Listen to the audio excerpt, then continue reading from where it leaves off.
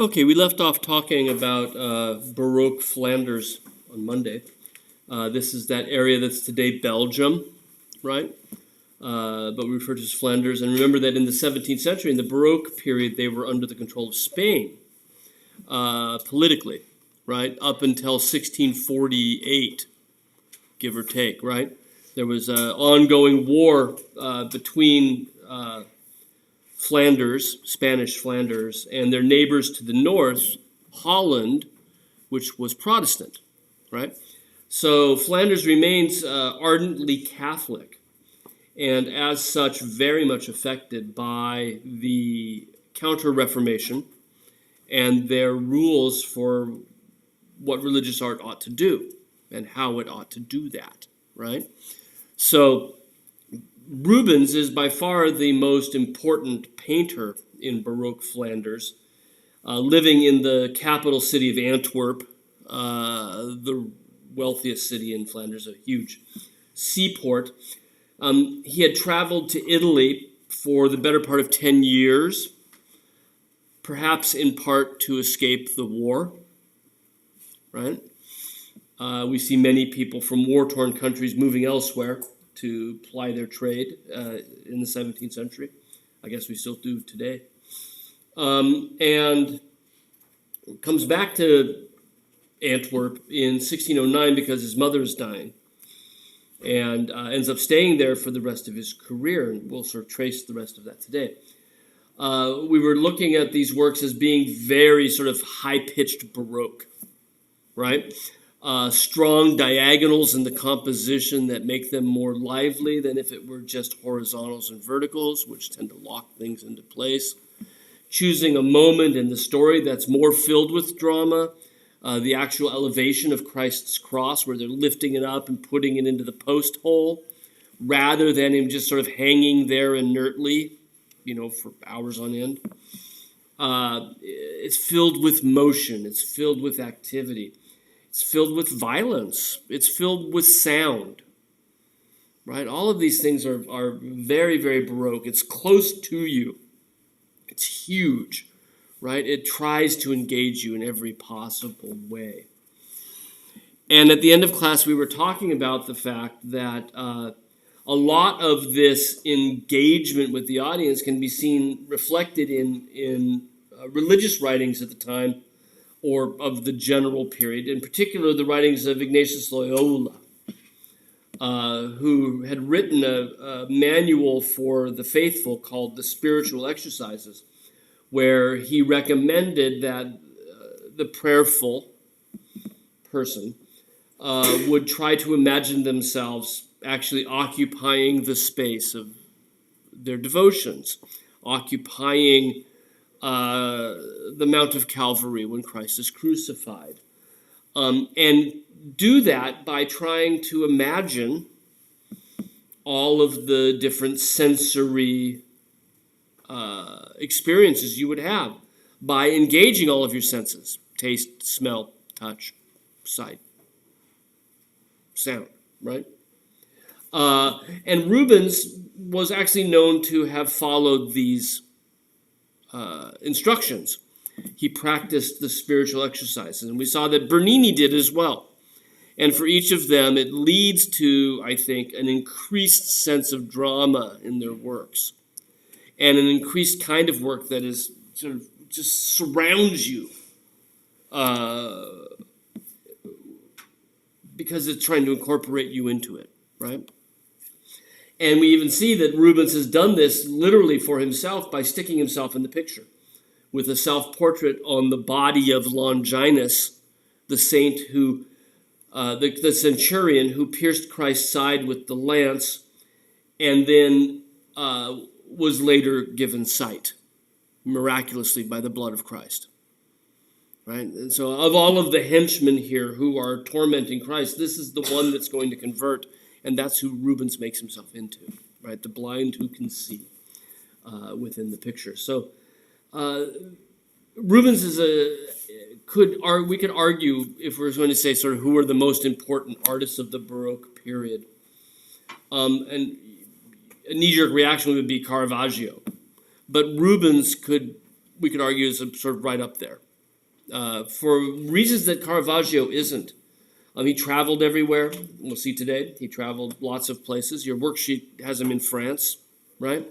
But also he has a sort of style that is dramatic without being theatrical, if that makes sense, right? Filled with drama without sort of looking at. There's something about Caravaggio that looks kind of, I don't know, almost artificial in a way. I mean, I really like it, but there's something about that lighting that makes it look like a stage set. And Rubens is much more sort of vibrant and active.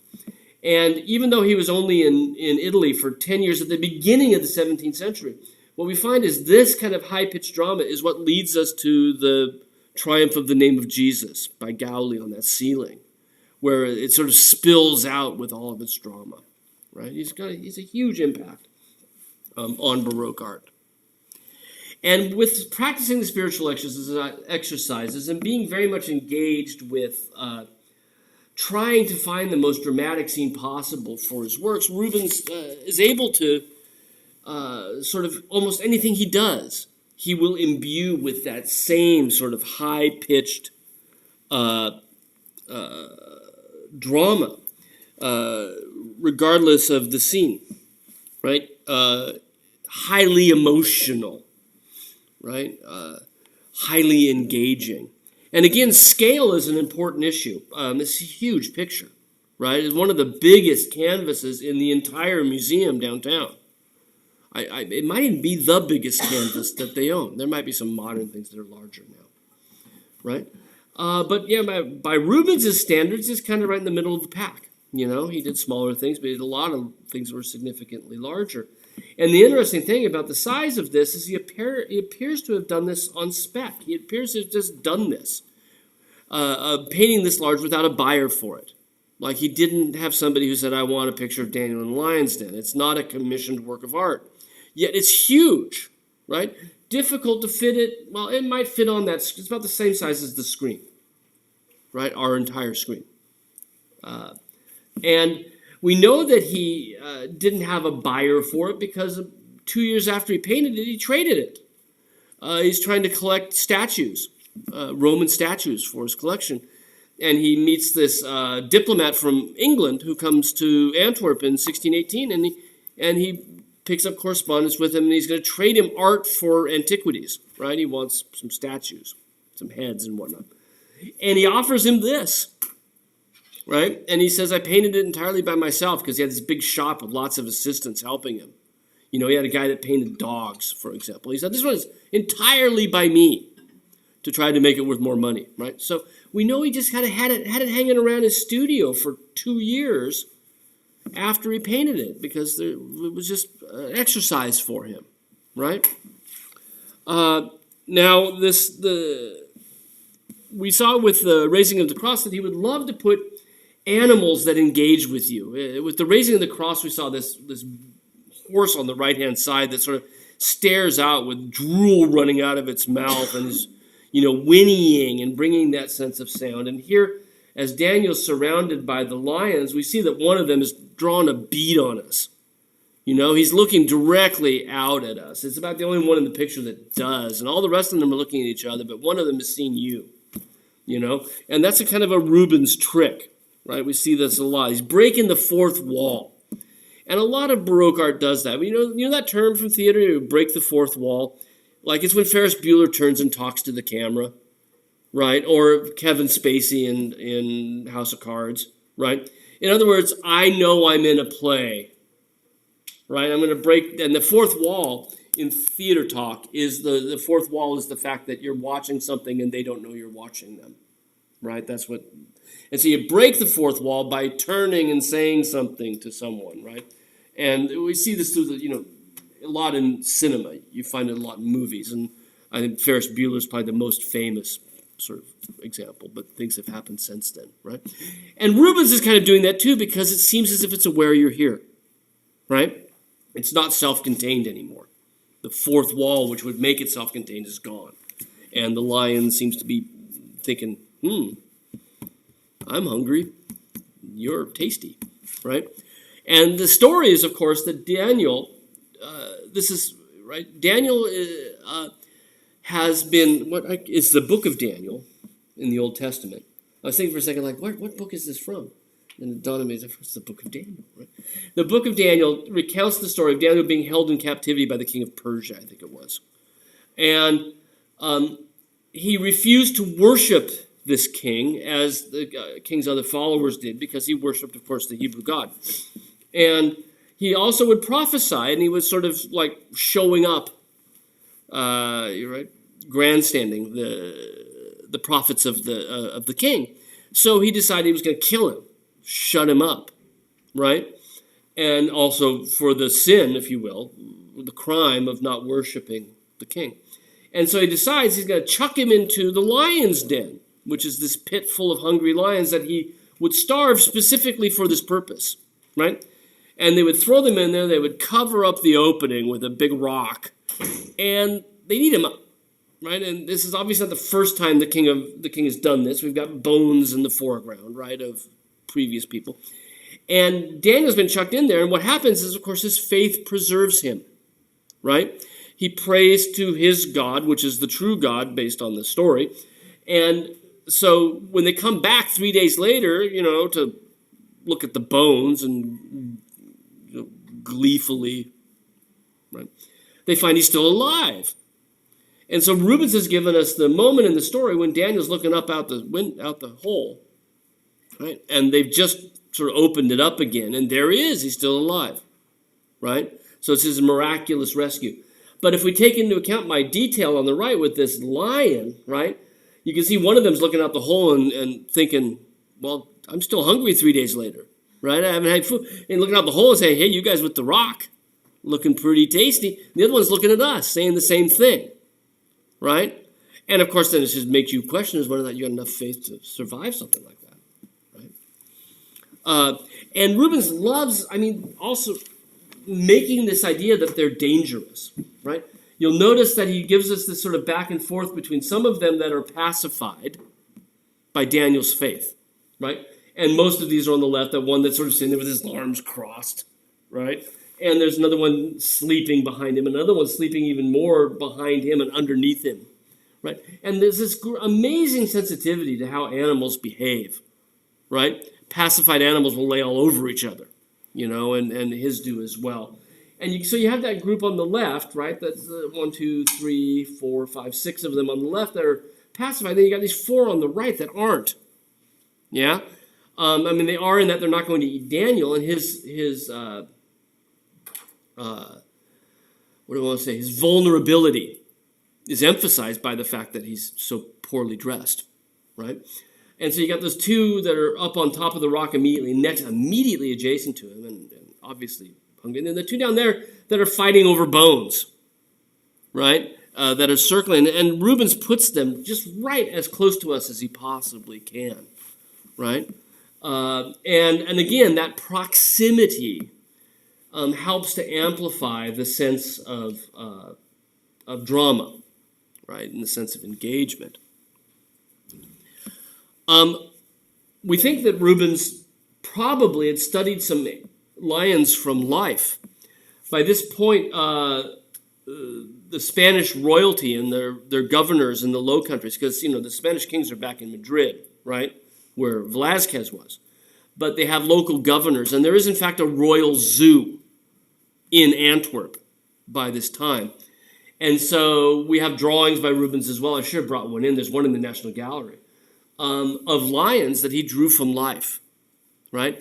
And I would argue that you, up to this point in history, in art history, you're hard pressed to find a better lion, because they're the sorts of things. Think of that. Remember the Strozzi altarpiece by Gentile da Fabriano? We had those goofy-looking monkeys and camels that looked like they kind of had human heads, but they, camel features. They had bad Halloween outfits. Actually, really great Halloween outfits, but bad camels.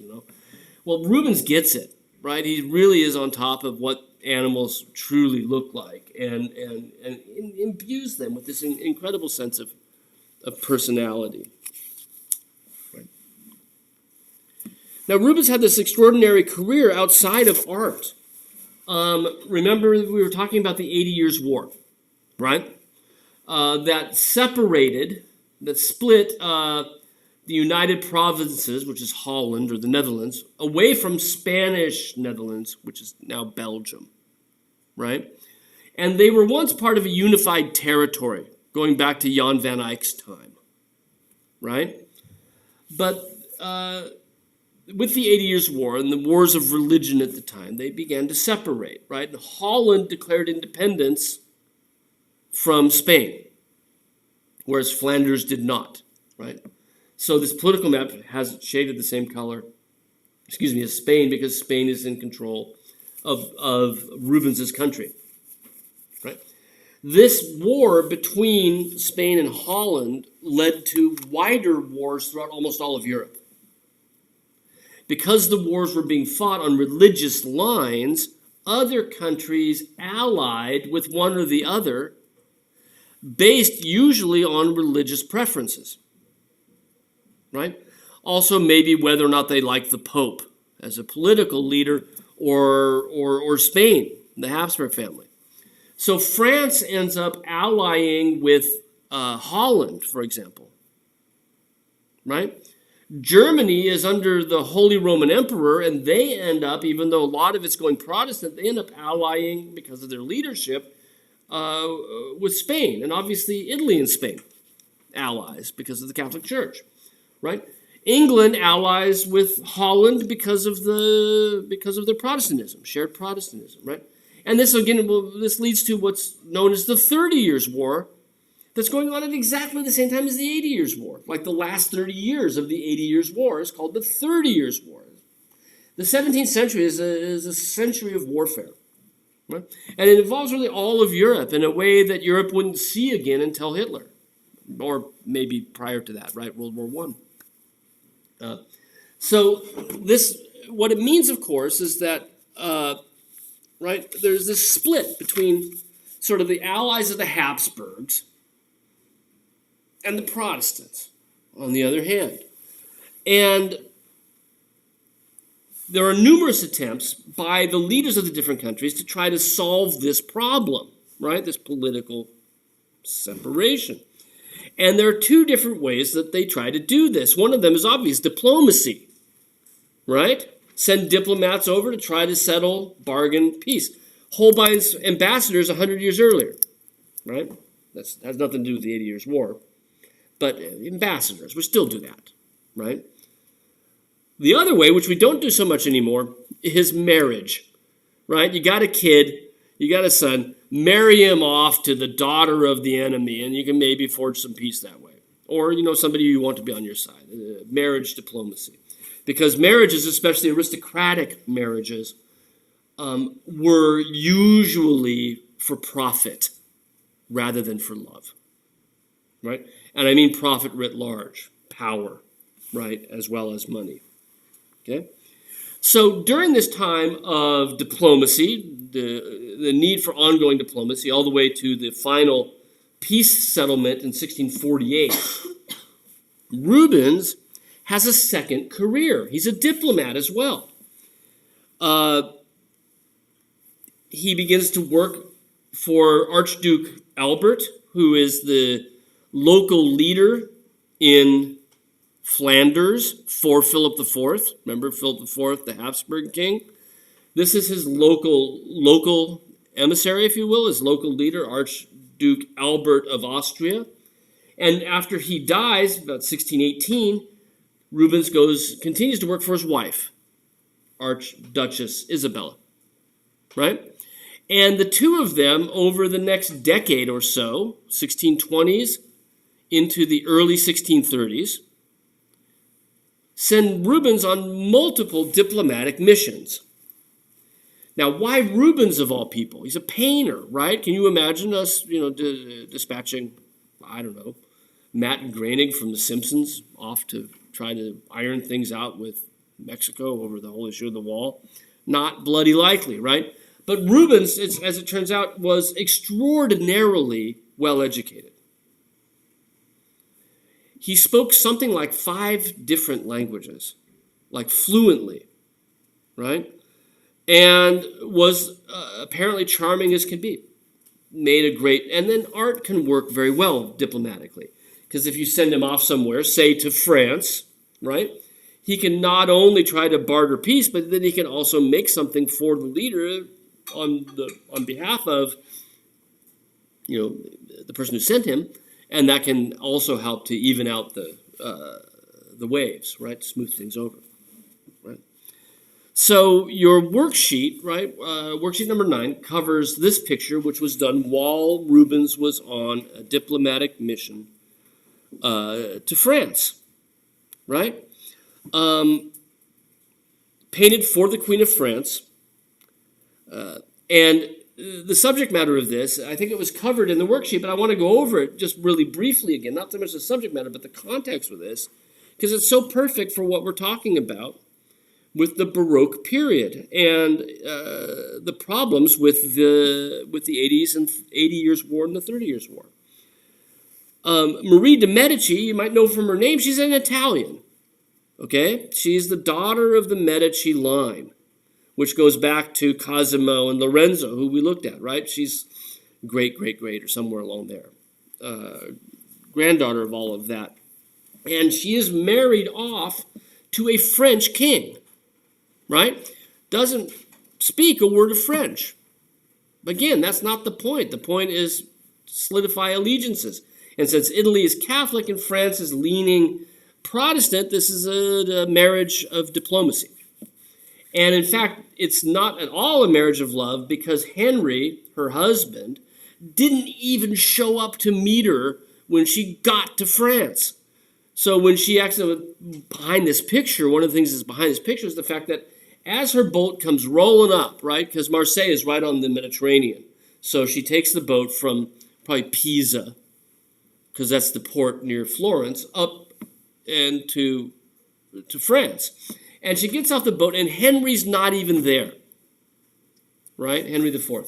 And so she gets in her entourage from there and proceeds to drive, if you will, right? Be driven by chariot up to Paris. And he doesn't actually meet her till she gets to Lyon, which is about halfway there, right? So it's a bit of an undignified arrival. And this is part of what was in Rubens's, one of the problems he faces as an artist. How do you make a painting about the dignified life of Marie de' Medici when in fact she suffered a lot of indignity as part of it, right? And so instead of Henry welcoming her, it's even better, right? France welcomes her. Fame welcomes her. Neptune guides her boat, right? All of these things make it that much more special. Okay? So she's the Italian wife to a French king, right? In addition to that, she's also the mother to the first wife of Philip IV, the King of France. Not the mother of little cute Margarita, but the one before that, right? So she's the mother of the first Queen of France, right? And she's also mother to the wife of the English king. So you try to tease this all out, right? She's mother to 2 queens, wife to a king, and comes from the Medici line as well. That's this marriage diplomacy in a nutshell, right?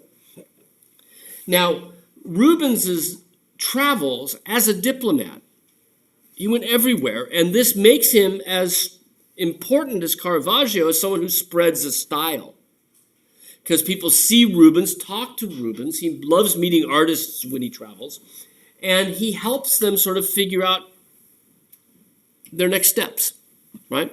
And so we see that Rubens becomes as important as Caravaggio as a sort of a spreader of this highly dramatic Baroque style. He went to visit the court in Spain in 1529. He met Velázquez, right? He and Velázquez knew each other. They became very good friends. And all of his downtime, they would wander around the royal picture collection together. And the Velázquez scholars can actually sort of see this moment that Rubens comes, and Velázquez's work before that is sort of looks one way, and then Velázquez's work after that kind of looks another way, because Rubens explained to him what he was looking at, right? Helped him to see things in a new way. They had all those Titians. Can you imagine? This is my fly on the wall moment. I want to be on a fly on the wall while Rubens is telling Velázquez what's really cool about Titian, right? Because that happened at some point, and it seems to have had a huge impact on Velázquez to the point that Those two pictures that are on the wall in the background that we talked about, those two allegorical pictures about gods being challenged by mortals, those are paintings by Rubens. And they're copies of earlier works, right? So this indicates on a certain level Velázquez's ongoing debt to Rubens. This is 15 years after Rubens died, right? So everywhere he goes, right, he brings this, brings his style and has an impact, right? And he not only goes to Spain and France, he also goes to England, he also goes to Italy, goes back to Italy, all on diplomatic mission, right? He's going everywhere in the 20s, right? Now, when Rubens gets called up to start the diplomatic career, what this means is that the studio he'd been running in the 1610s, where he had tons of artists working for him, ends up sort of breaking up, right? And artists that were making a good living, young, sometimes established artists, working on parts of Rubens's paintings, and it was normal, right? So, Madison, if you were Rubens, what you would do is you would have somebody who's a good dog painter and somebody who's a good still life painter and somebody who's good with fabrics, and each one of them would do parts of the picture, and you would have the whole layout you'd design, and you'd put the finishing touches, and you get assigned it, right? And that's just normal, right? But when he just goes on this diplomatic career, he's still painting, right? But the studio in Antwerp is no longer the hub of things, right? And the artists that were working for him end up having to go out on their own careers, okay? One of these artists was Anthony van Dyck. And he was a child prodigy, and he worked in Rubens Studios as sort of a fabric painter because he's really good at it, right? And as Rubens goes off on diplomatic missions, the studio breaks up. Van Dyck is going to go out and sort of find his own career. And he ends up spending a bit of time in Italy, then eventually moves to England, where he makes the most of his career.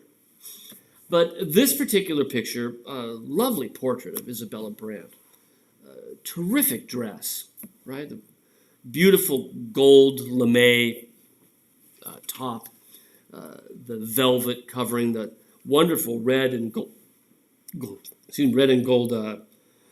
dress down below. That Baroque artifice of the red curtain pulled back that we saw when we were looking at Las Meninas, right? Is that way of making it look that much more theatrical, and her feather fan in her hand and a rose in her hand. This is Rubens's wife, right? And this was painted by Van Dyck for Rubens as a gift, as Van Dyck was leaving Rubens's shop, right? I'm going to go out and make my own career. Here's a going away gift. Here's a portrait of your wife, right? And so how we ended up with it at the National Gallery is anybody's guess, right? It's got a pretty amazing pedigree. The place that she's seated, you can go visit. This is Rubens's house. This is actually the garden out back of Rubens's house.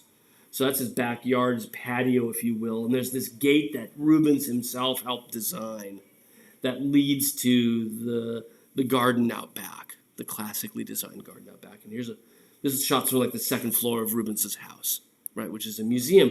And there you see the same gate over Isabella's left shoulder, right? And this was all meant to sort of please his ex-boss, right?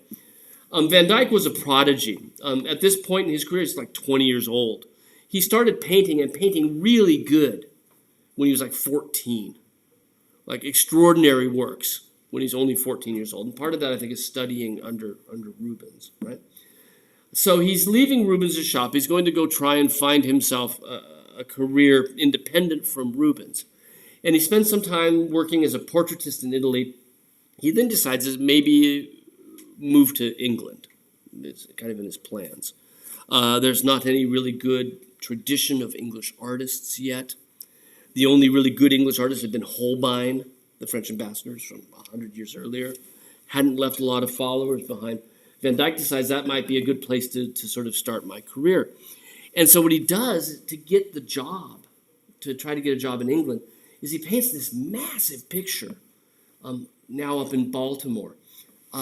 What's the dimensions on this? 7'8", right, by 7'4". So it's huge, right? Bigger, almost twice as big as that. That's about 5 feet, so half again as big as that. Monster of a picture. And again, this is on spec, right? He's just going to paint it. He's going to give it to somebody. He's going to hope to use it as a way to get a job. Rinaldo and Armida. Now, as that idea of painting it to be a gift, what Rubens is trying to do is show off his talent. He wants whoever gets this, right, to think this is the greatest picture ever made. And so he's really pulling out all the stops. He's trying to sort of put himself out there as the best artist you can find, right? And he's going to have to do some battle for that title with Rubens, under whom he's been painting. He's going to try and out-Rubens with this, right? And I think he's going to try to outdo other artists that everybody had in their collections as well. And we'll look at that. First, the story. This is a fantasy that was written during the Renaissance. It's a 16th century story. It's entirely made up. And the story is set in the First Crusade. So it puts it in the 11th or early 12th century, right? But again, written in the 16th century. Rinaldo is a crusader, right? The bravest of the crusaders. Yeah. And Armida is a Muslim sorceress who lives on an island. Like I said, it's all freaking made up, right? And it's made up to support, right, modern ideologies which are worried about Istanbul, right, worried about still Constantinople at that time, worried about Ottoman invasions on the eastern flank of Europe, and so this is going to support sort of anti-Muslim ideas, right? Just remember that's behind all of this, right? So the story goes that Armida, and here I got a close-up of Armida, right, in the red cape, has sea nymphs, right, sea creatures, kidnap Rinaldo, and bring him to her island. And so you see the sea creature in the lower corner, and her legs are sort of turning into serpents down below. And they have brought Rinaldo here, right? And the idea is that she is going to enchant him and make him ineffectual as a knight, right? So this will then defeat the Crusader causes. And so she has him asleep, right? Knocks him out, and the idea is to keep him captive while he's enchanted. And what happens in the story, and again, this is just this stupid, right? She falls in love with him.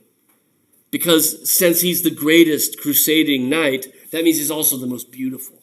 Because what you look like on the outside reflects who you are on the inside. And if he's all noble and just on the inside, then he should, of course, be beautiful on the outside as well, right? And so as he's brought there and plunked in front of her, she goes, oh my God, he's such a doll, and falls immediately in love with him, enchanted by his beauty, and converts to Christianity, right? That's the story. And of course, he can have the bloodless victory, if you will, right? So that's what we're seeing here, right, is the moment now when Armida falls in love with this Adonis figure of Rinaldo here in his armor. Van Dyck is terrific with color and terrific with costume and fabric. And in particular, one of the things he's very good at is choosing sort of color groupings that work well together. And this is a little on the warm side, the photo is. The room is red, so my camera kind of went crazy, right? It's got red walls. And brought it out a bit warmer than it should be. But that triad of the blue, red, and yellow with the shot colors in them work really, really well. Really, really decorative, right? And what he's doing with this picture is he's trying to say, not only is it massive, but he's trying to say, I have a command of narrative painting, paintings of historical scenes, even if they're made up history, right? They called them historical scenes. These were seen to be the most challenging kind of painting for any artist to do. Because if you're going to paint narrative scenes, history scenes, you had to know more than a still life painter or a landscape painter, right? Because you got to be able to do landscape anyway. But you also got to be able to do the figure like portrait painters do, right? You got to be able to do still life for the close-up bits, like a still life painter does. You got to be able to do animals, like animal painters do. You got to be able to do everything and do it well. And so if you're going to try and prove yourself as a painter, you wouldn't want to just give them a still life. You would want to show something that says, I can rise to the biggest challenge that's out there.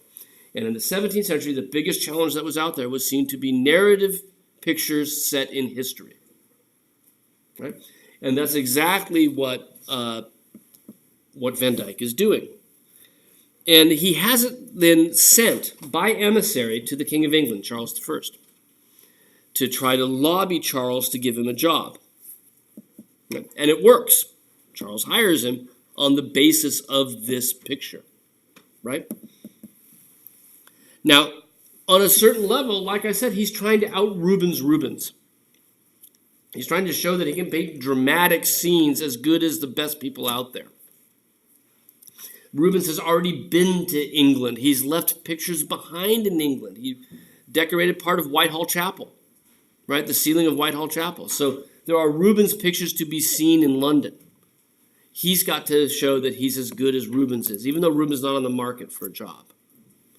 And so he's trying to show him that he can paint as good as Rubens. And in fact, the sea monster, the sea nymph, that's brought Rinaldo to Armida is very similar to Rubens's.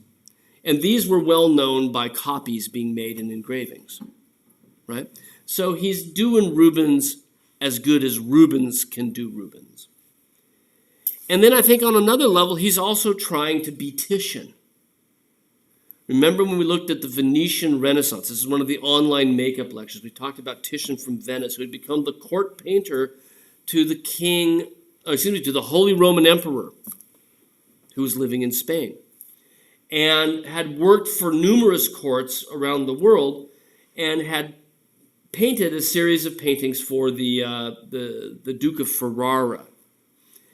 And those eventually got split up and sent everywhere. And Bacchus and Ariadne was well known at various courts.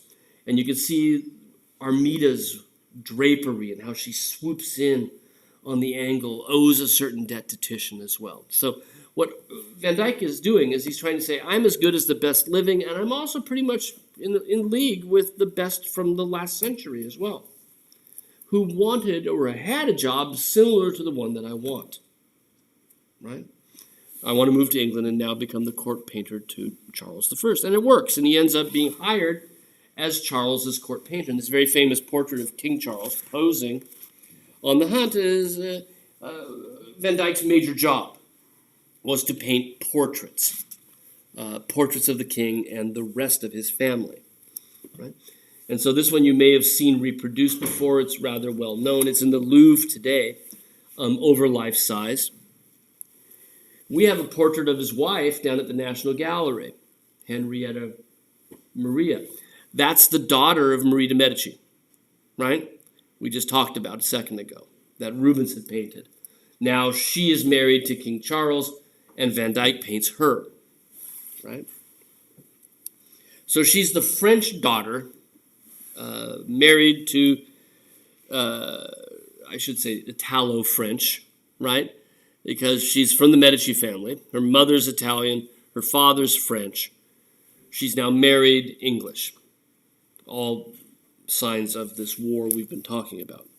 She apparently spoke next to nothing in the way of English, could not communicate with most people at court, and apparently loved Van Dyck because he could speak French, her mother tongue. Flanders was bilingual.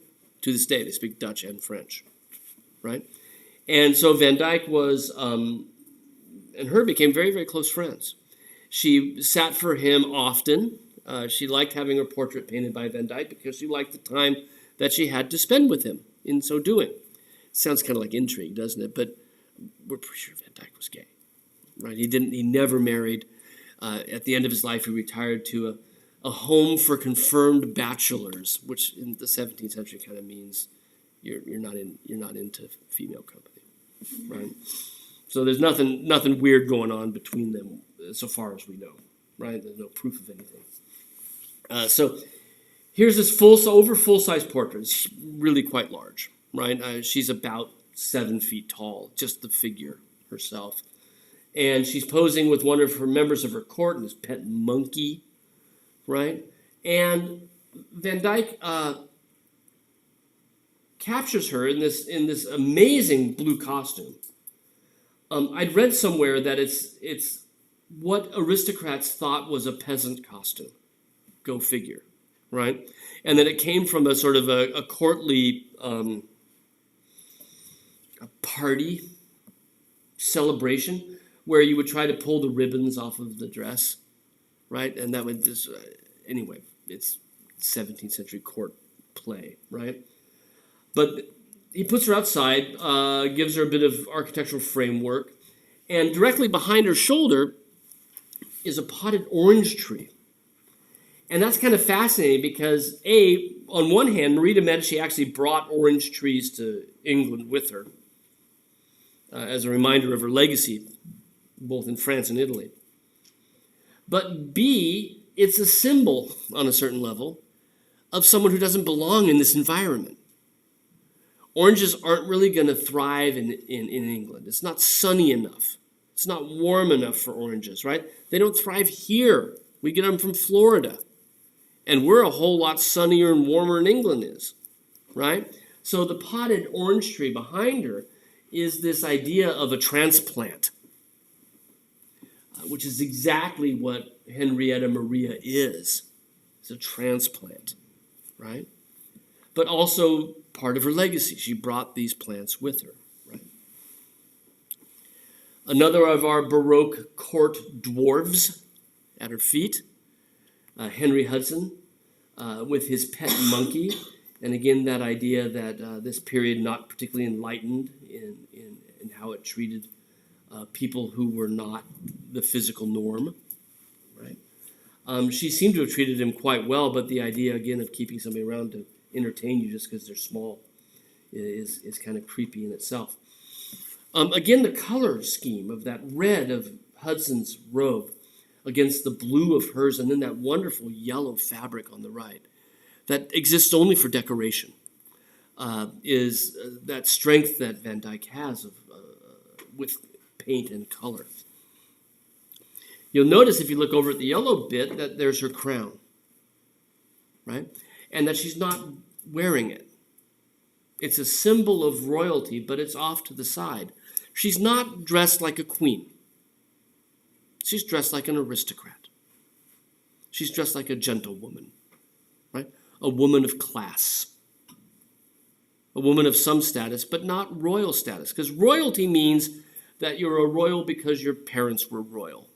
You know? All the crown really means is that something's been passed down to you. And you didn't really earn it.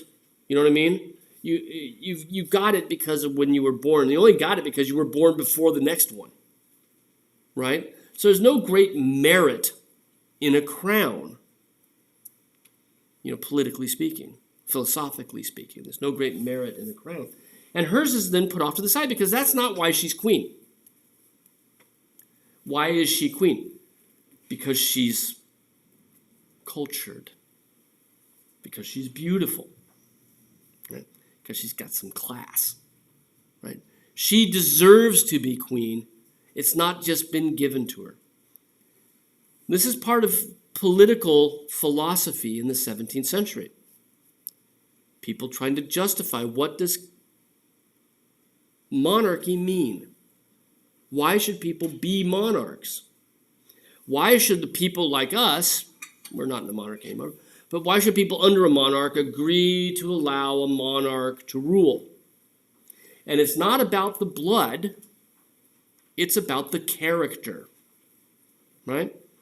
They may have inherited it, but they deserve it because they are of outstanding character, right?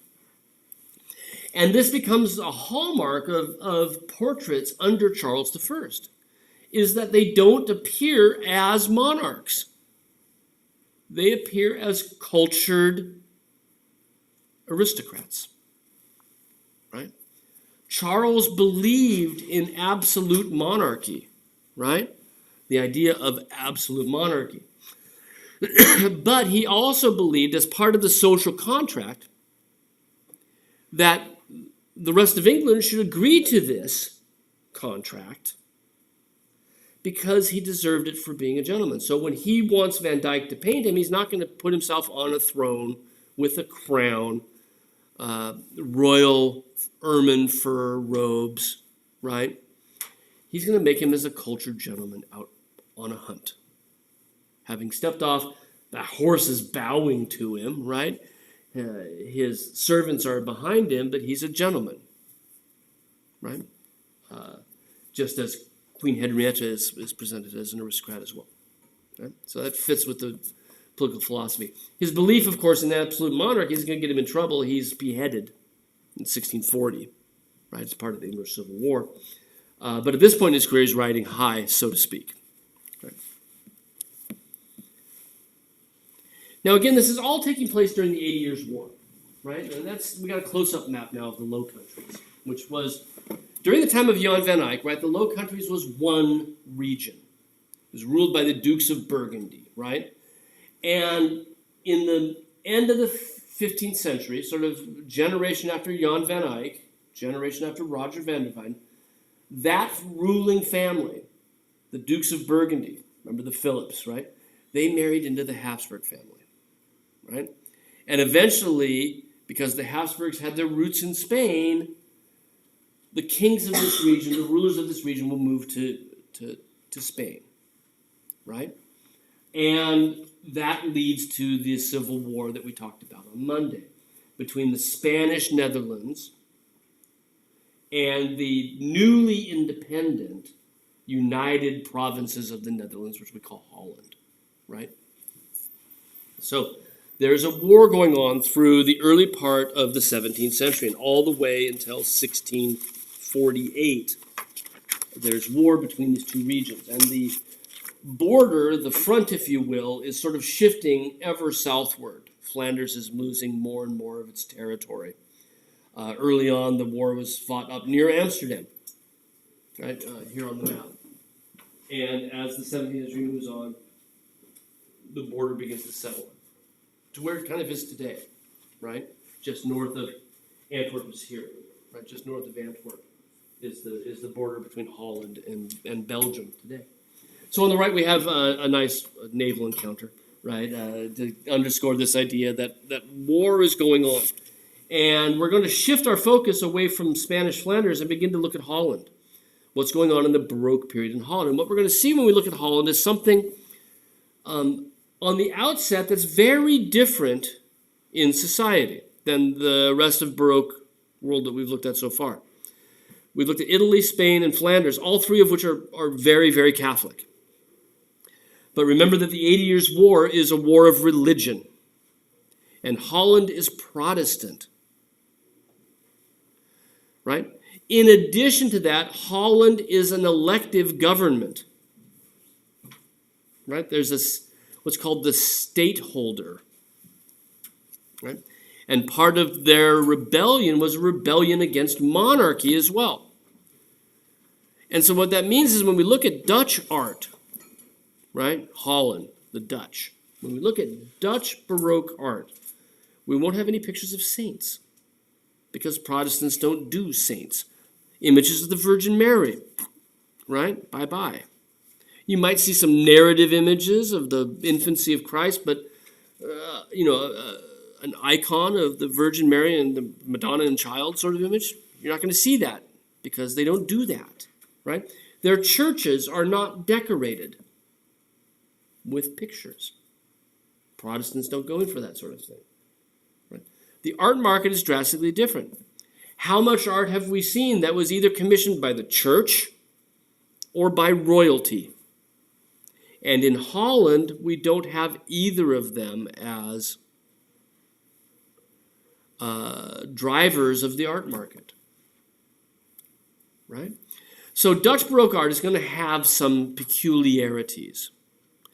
And what we're going to see is that art is significantly more secular there.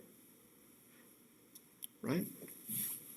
It's a huge part of what's going on. At the same time, a lot of the Baroque interest in drama and engagement with the viewer, that's going to continue. Right? Now, this 80 Years' War shifted power. At the beginning of the 17th century, at the beginning of the war even, right, Spain was probably the single most powerful country in all of Europe at the end of the 16th century. Right? Think exploration of the New World, right? By the end of the 80 Years' War, Spain was bankrupt. And the most important seafaring power in the world at the end of the 80 Years' War was Holland. This is the era when we see the Dutch East India Corporation get founded. Right? You can still see their headquarters in Amsterdam. It's the period of New York City being founded, New Amsterdam, right? The Dutch rule the high seas. The Dutch are trading extensively with all parts of the world. As Spain's fortunes disappear, Holland's fortunes are on the increase. And by the middle of the 15th century, it's the wealthiest country, pretty much anywhere, in all of Europe at least.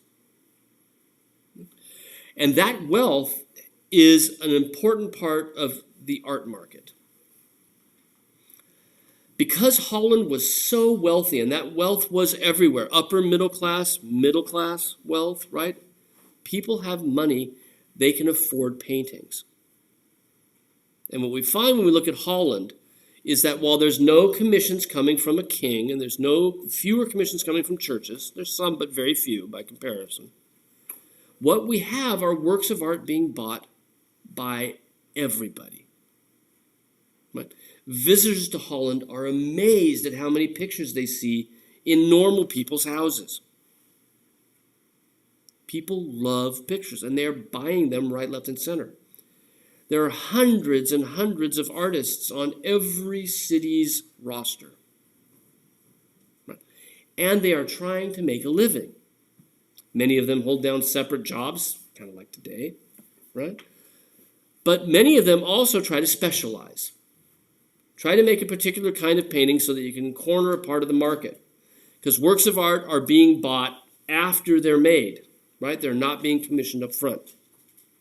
So artists we find in the 17th century in Holland tend to be a specialist in a particular kind of picture.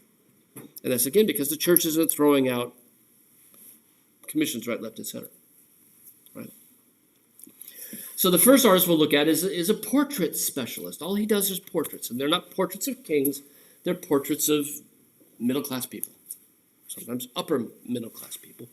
Oftentimes, we don't even know who they are, right? Because they weren't important in real life, right? Frans Hals is a portraitist. And as we look at his works and we think about what we've been talking about as Baroque art, there's an amazing liveliness and an amazing sense of engagement with this woman. I've always found her, I always describe her as like, she's the one at the family reunion that you want to talk to. You know, she's the aunt that's like really cool and is funny and has great stories, right? And will give dirt on everybody else, you know, because that her face, that smile, right, is extraordinarily engaging and full of life for this elderly woman.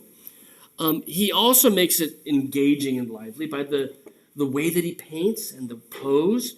She's in this chair, but you'll notice how she's gripping the arm. It's like she's about to stand up, right? She's not just sitting there waiting for you to come to her, but she's kind of happy to see you, and that's part of that smile, is that she's about to stand up and greet you, right? She's seen something she wants to get up and talk about. Along with that, if we look at how Frans Hals, look at her hand, and look at the paint on her hand, and how he models skin, light, and shadow. And you see what we were looking at when we looked at Velázquez 30 years later, 20 years later, right? The brushstrokes look fresh. They look wet because he's not really blending them together, right? When we get up close here, the paint looks like paint. And you can almost see how he's painting it. It almost looks there and in the robe as if he's painted it quickly. as if it didn't take him any time at all, as if it were spontaneous. And you might not recognize it at first, but that sort of sketchiness to the paint handling adds to the vivacity of the figure that he depicts. I'd also like to point out that if you've never tried, painting with black is a pain in the neck. Right? It's really difficult to paint in shades of black, because to make black get a little bit lighter, you've got to add a ton of white. Right? If you add white into black, it doesn't take much to get it dark. And Frans Hals paints in this incredible range of blacks, which itself is extraordinarily difficult. Now, the Dutch were Calvinists. That was the particular brand of Protestantism that they practiced. They followed the writings of the 16th century theologian John Calvin. And in Holland, there was a branch of Calvinism called Remonstrant Calvinism. And this was the most popular branch of Protestantism in Holland. We're not going to get into the detail about what the religion's tenets were, except to say that one of the things that they emphasized was living simply. Don't show off your wealth. And the Dutch had to figure out a way to sort of please themselves within that sort of situation. And it accounts for the fact that with Dutch portraits, they're almost always wearing black, because that came out of the Remonstrant religion, right?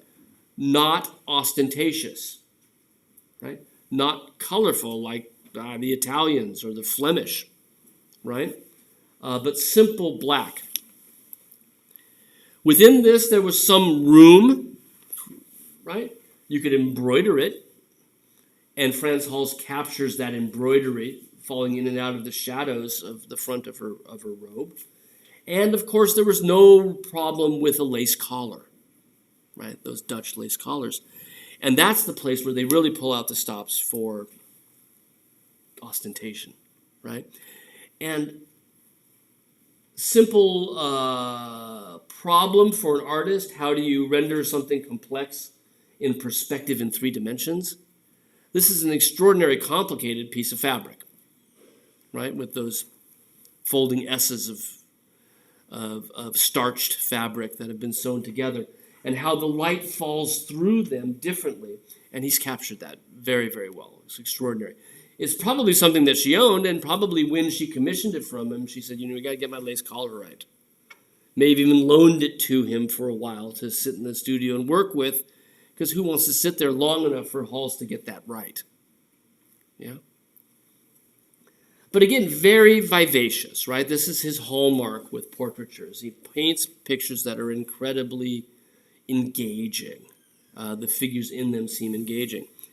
And part of this came from the fact that he started off by painting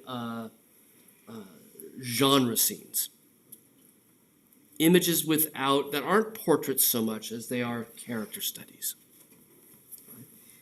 A toper is a drinker, the jolly drinker, right?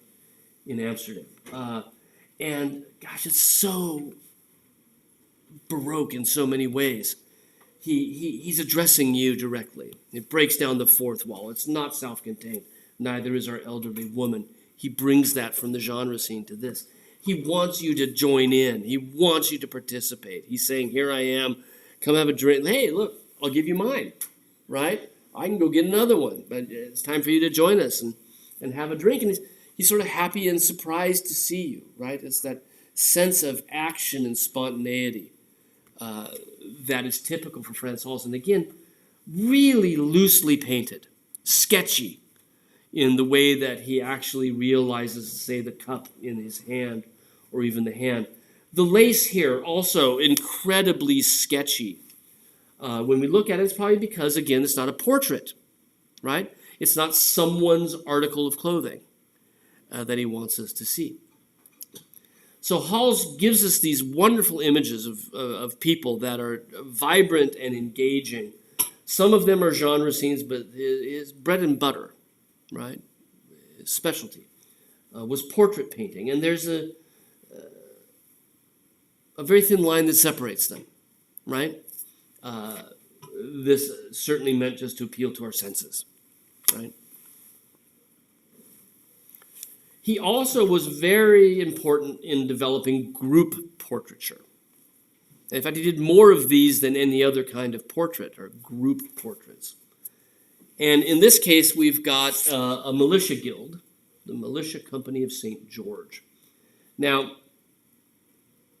what these men are, I believe they're archers, but they're certainly just military men. And they're attached to the city where Franz Hals lived, which was the city of Haarlem, Haarlem, which is why Haarlem is Haarlem, right? Because it was New Amsterdam, and Haarlem was named after this Haarlem, right? And these are the same kind of militiamen that we saw before, we talked about before when we looked at Roger van der Weyden. Remember the crossbowmen from the city of Leuven? That each city had military men employed by the city, whose primary job it was to protect the city in time of war. Okay? And so the tradition goes all the way back to the Middle Ages, back to the 12th, 13th century. Right? And in the 15th century, before the Protestantism even existed, right, what kind of picture did they commission? They commissioned an altarpiece, like Roger's deposition. Right? They might have also commissioned small devotional pieces like our St. George and the Dragon. Right?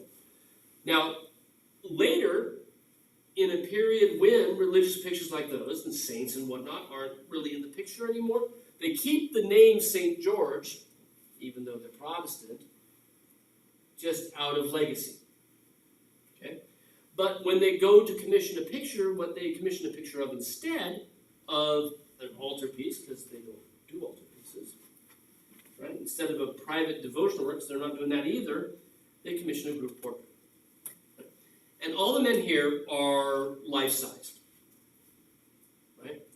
And they're shown at a meal that they had every year that was funded by the city.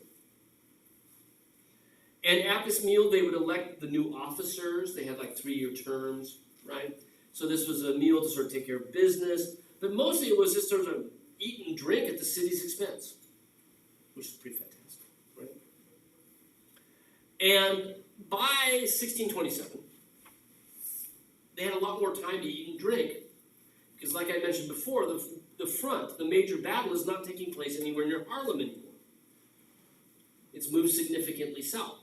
So their duty, right, to be sober protectors of the city, it's not being called into play every day, right?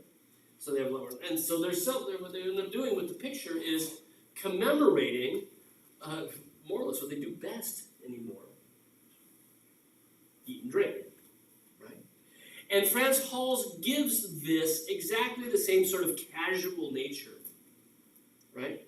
Activity and vibrancy and a sort of momentary spontaneity that he brings to the Jolly Toper that the old woman from the National Gallery had. So it's almost like we've interrupted them. And there's this bustle going on, and some of them have seen that we're here. Others are sort of caught up in some sort of dialogue, right? Everybody's drinking, and it's full of these wonderful touches, food on the table, right? But the 4 guys on the left, for example, have their nifty beer goblets, and you can see it's a set of glassware that they're using. And 2 of them are still drinking, and they're sort of hashing it out, and they're listening to each other. I love the gesture of the guy on the left, the far left, with his arms. That's ridiculous, right? And there's a sense of what conversations are like, and the guy with that orange beard and mustache, goatee thing, right? Seems like he's in the middle of sort of telling some strange story that they're kind of listening to, right?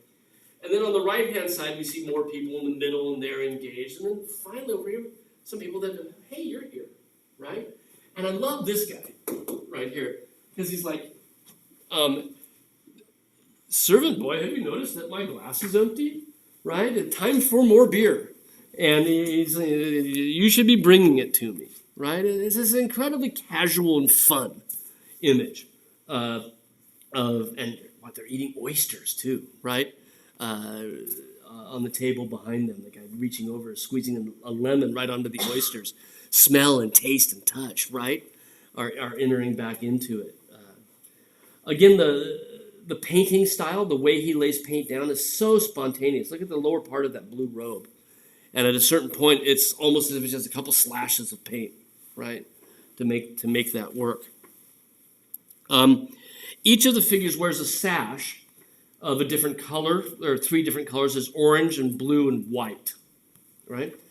And these signified the 3 different companies that made up the entire militia company. They had 3 different sort of subdivisions. And so some of them wore white, some of them were orange, some of them wore white. These were the colors of the Dutch national flag at the time, right? So it shows their fidelity to the national cause. It looks pretty casual in its layout. He wants it to look spontaneous. But it's carefully thought through. Each of the people paid to have their portrait included, and oftentimes those payments led to where you got put. But at the same time, Halls is going to organize it somewhat strictly. The guy in the upper left corner, the heavyset man, listening dubiously, that's the captain of the company, right? He's the head officer of the company. And if we look at the opposite end of the table, we see another of our Baroque-era dwarves, right? The entertainer of the company. So there's a sort of a strict hierarchy of placement here. Despite the fact that he takes that strict hierarchy of placement and he makes it look spontaneous. Right? He's really good at that. There are only 2 portraits in the world by Halls of militiamen without the group, all by themselves. And we have one of them, right? Only 2 in the world where it's a solo militiaman. And Frans Hals was actually a member of the Company of St. George. Had joined back in around 1612 and had spent most of his painting career as a volunteer militiaman and painted the militia company 4 or 5 different times in massive group portraits and has painted now members of the group, solo members, twice, right? Since these are the officers, right, we shouldn't expect to find him there necessarily, right? Because that would mean he was an officer 12 years earlier. What we think is we find him in another portrait. We think it's a self-portrait. We think this is Frans Hals in his own military costume. And there's some good evidence for that. It's not absolutely secure, but this is probably a self-portrait, right? And he appears to us, again, as this militiaman who doesn't have a war to fight. He's wearing armor to signify that he is a soldier. He's wearing the orange sash from the Company of St. George. Right? But he also has that lace collar, which you would never wear with a breastplate. Right? That's part of your aristocrat's outfit. And he's got this nifty jacket on. He's just thrown the breastplate on to dress up, right? To signify himself as a soldier, right? Again, extraordinarily expressive in its paint, extraordinarily engaging with the viewer, mixing it up to make it look as if he's sort of posing, but he's turned to sort of talk to us, right? The elbow almost like it's coming out of the composition, out into our space. He loves that device. And then the paint, the brushwork, right, is just absolutely extraordinary.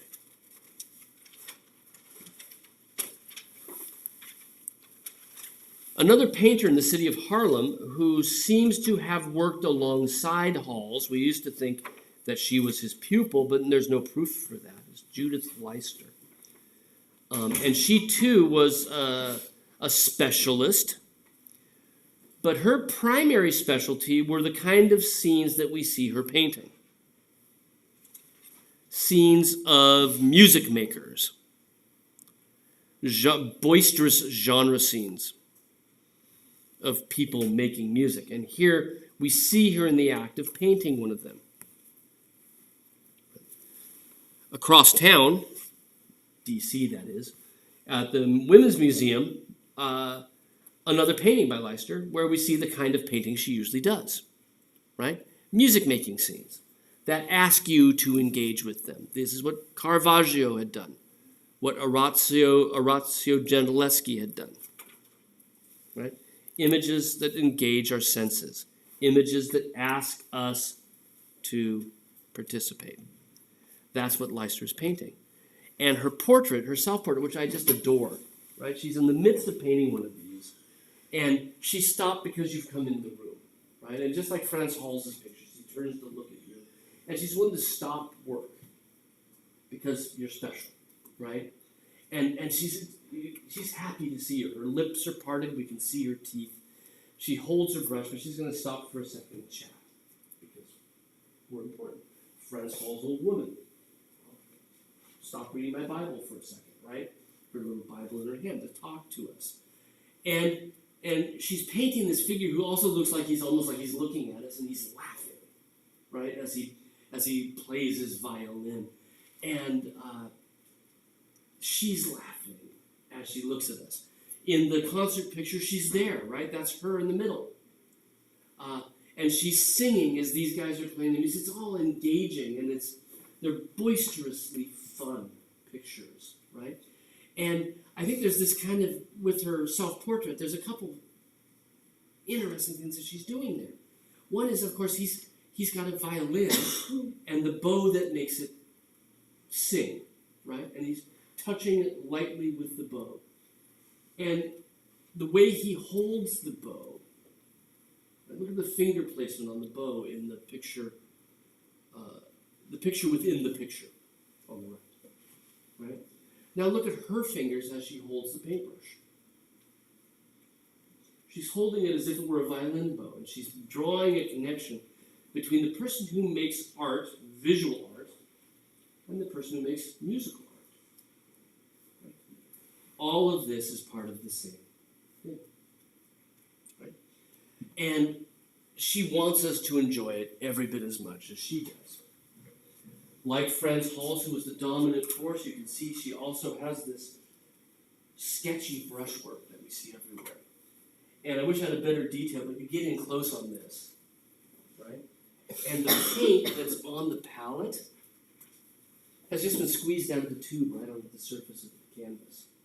So it looks like real paint is right there, as if you, if it were still wet, could dip your paintbrush in and paint your own picture, right? All of that reaches out to us, right? Breaks down the fourth wall again. Because she knows we're here, she leans out. We could reach in and touch that paint on our canvas. Okay, we'll stop there and continue with Dutch Baroque art on Monday, when we next meet, right?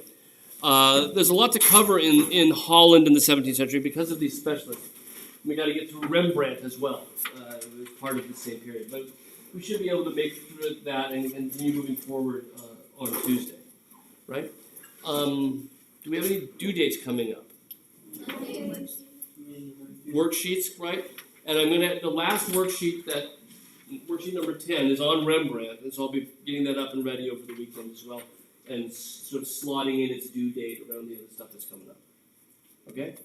And again, remember that this weekend you should be making some progress on your research, right? Because that's also the next thing coming up is the progress report on the research, so don't put that off till the last minute, right? At this point, the second half of the semester with most of the worksheets done, you should be thinking, okay, now I'm doing research. I'm working on my term paper, right? And a lot of that will be based on a lot of your grade will be based on the quality of your research. So make sure that you apply yourself to that, okay? Good. I'll see you guys on Monday.